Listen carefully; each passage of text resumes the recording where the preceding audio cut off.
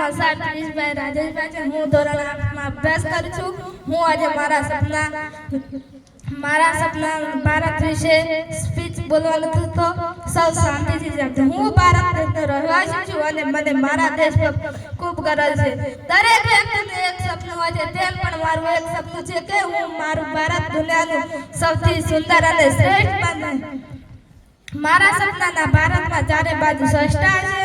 મારા ભારતમાં કોઈ ગમે ત્યાં કચરો ફેંકશે નહીં। મારા ભારતમાં રસ્તા સાફ હશે, બધે જ લીલાછમ વૃક્ષો અને બગીચા હશે। હવામાં પ્રદૂષણ નહીં હોય, હવામાં પ્રદૂષણ નહીં હોય।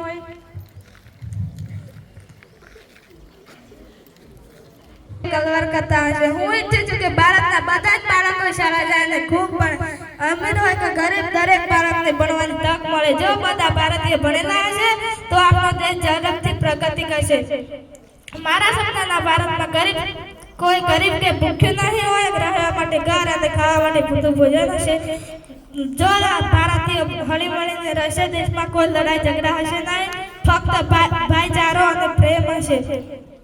મારા સપનાના ભારતમાં દીકરા અને દીકરીઓને સરખું સન્માન મળે, સ્ત્રીઓ સુરક્ષિત હોય અને વડીલોને પૂરો આદર મળે, વ્યક્તિ પ્રામાણિક હોય અને એકબીજાને મદદ કરે। મારા સપનાનું ભારત બનાવવાની આપણા બધાની જવાબદારી છે।